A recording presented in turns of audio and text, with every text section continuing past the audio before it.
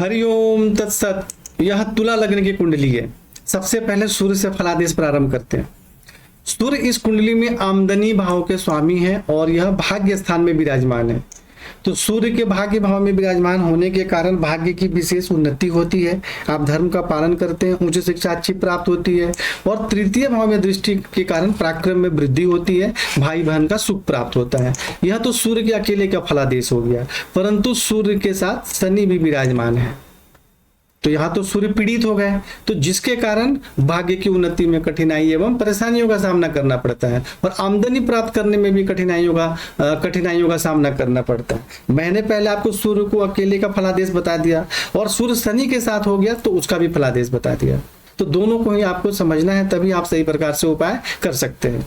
चंद्रमा इस कुंडली में रोजगार के स्वामी है, दसम भाव के स्वामी है और यह अष्टम भाव में चले गए। उच्च राशि में तो है लेकिन अष्टम भाव में, अष्टम भाव में जाने के बाद कोई भी लाभ देने वाले ग्रह छठे, आठवें, 12वें घर में चले जाते हैं, चाहे उच्च में ही क्यों है, श्रेष्ठ फल नहीं दे पाते हैं। तो यहाँ चंद्रमा आगे तो चलो फिर भी रोजगार में सफलता प्राप्त होगी, आयु में वृद्धि होगी, परंतु यहाँ जिस प्रकार सूर्य के साथ शनि विराजमान है उसी प्रकार चंद्रमा के साथ केतु विराजमान है और इस पर राहु की दृष्टि है। यानी कि चंद्रमा जो है आपके राहु और केतु से पीड़ित हो गए। कहाँ? अष्टम भाव, आयु के भाव में। तो यहाँ क्या होगा, पिता राज रोजगार के क्षेत्र में कठिनाई एवं परेशानियों का सामना करना पड़ता है। स्वास्थ्य एवं आयु के संबंध में भी परेशानी होती है, मानसिक परेशानी बहुत ज्यादा होती है, जल घात लगने की भी संभावना होती है। ऐसे व्यक्ति को एलर्जी से संबंधित समस्या भी बार बार होती रहती है। तो आप चंद्रमा को मंत्र जाप करें, प्रबल करें और राहु केतु से संबंधित दान एवं उपाय करें। मतलब मुख्य रूप से रोजगार में परेशानी का जो कारण है वह यहाँ पर आप समझने का प्रयास करें। तो चंद्रमा के पीड़ित होने से क्या हो गया, रोजगार में परेशानी हो गई। सूर्य के पीड़ित होने के कारण आमदनी के क्षेत्र में जो है उसमें परेशानी हो गई। और सूर्य जो होते हैं सरकारी नौकरी के कारक भी होते हैं और वह भी पीड़ित है। चलिए, सूर्य और चंद्रमा का हो गया, मंगल के विषय में चर्चा करते हैं। तो मंगल इस कुंडली में सप्तम भाव के स्वामी है, यानी पत्नी, वैवाहिक जीवन, दैनिक रोजगार के स्वामी है और धन एवं कुटुंब के स्वामी है। और मंगल यहाँ पर सप्तम भाव में स्वराशि में विराजमान है। तो स्वराशि में विराजमान होने के कारण यहाँ पत्नी एवं वैवाहिक जीवन का सुख प्राप्त होता है, दैनिक रोजगार में सफलता प्राप्त होती है। और मंगल स्वराशि में विराजमान है, लेकिन मंगल जो है एक अग्नि तत्व ग्रह है, उग्र स्वभाव के हैं, तो वैवाहिक जीवन में थोड़ी परेशानी और मतभेद भी होता है।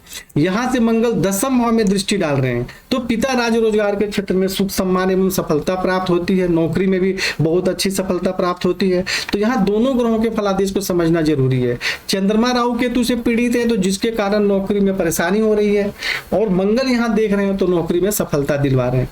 तो मंगल के यहाँ दृष्टि के कारण ही आपको नौकरी के क्षेत्र में अच्छी सफलता प्राप्त हो रही थी, लेकिन चंद्रमा के कारण परेशानी भी हो रही है। तो दोनों ही बातों को समझना आवश्यक है।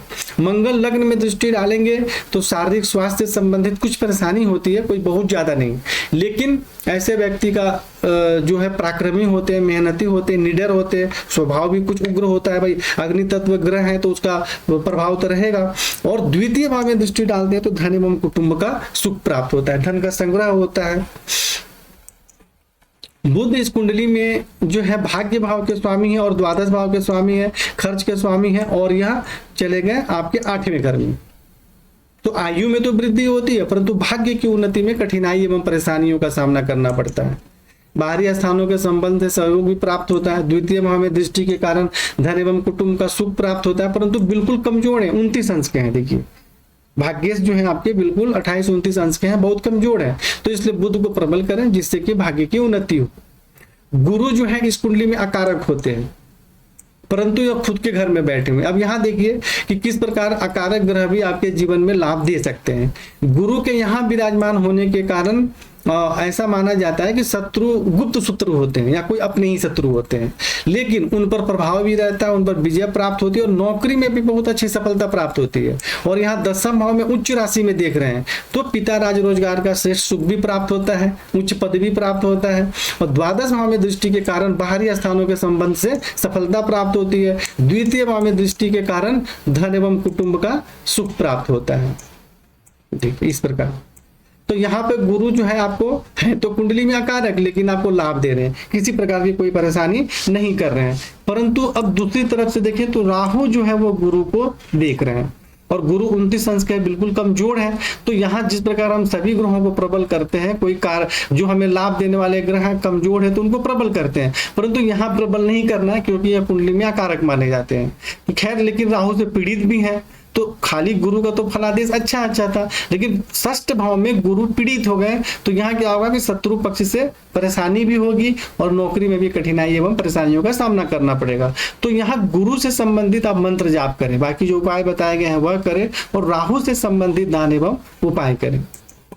शुक्र इस कुंडली में लग्नेश है, लग्न भाव के स्वामी है और आयु भाव के भी स्वामी है और एकादश भाव में विराजमान है।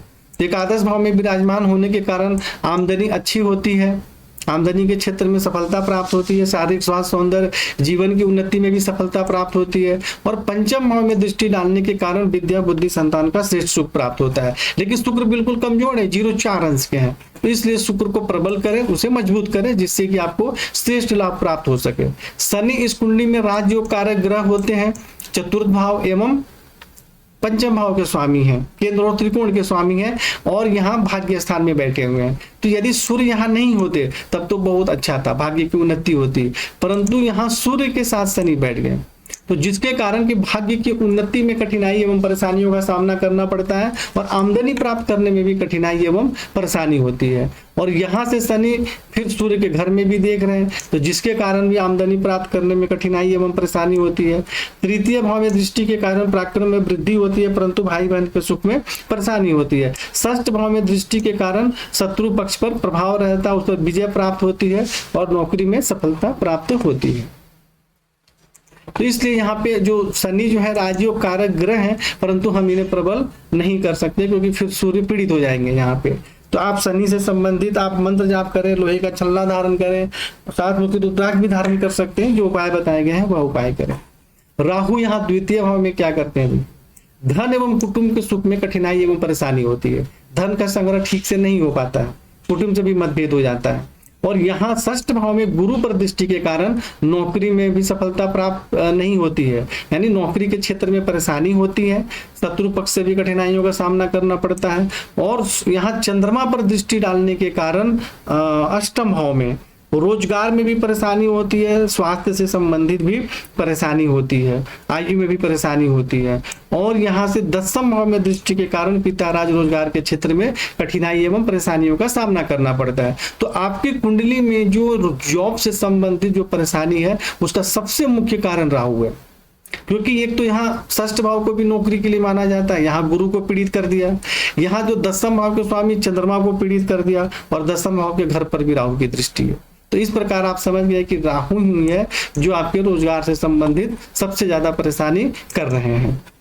केतु यहाँ पे चंद्रमा के साथ विराजमान है, तो यहाँ भी वही रोजगार में परेशानी, स्वास्थ्य आयु में परेशानी। द्वादश भाव में दृष्टि डालेंगे तो बाहरी स्थानों के संपर्क से कुछ सामान्य सहयोग प्राप्त होता है, लेकिन द्वितीय भाव में दृष्टि डालेंगे तो धन एवं कुटुंब के सुख में कठिनाई एवं परेशानी होती है, धन का संग्रह सही प्रकार से नहीं हो पाता है। चतुर्थ भाव में दृष्टि के कारण माता भूमि भवन के सुख में कठिनाई एवं परेशानी होती है। तो आपकी कुंडली में संपूर्ण फलादेश उपाय विस्तार से लिखे गए हैं, यहाँ समझाने के लिए एक छोटा सा वीडियो बनाया गया था, आप इसे देखकर समझें और नहीं समझ में आए तो फोन करके चर्चा करें। हरिओम तत्सत।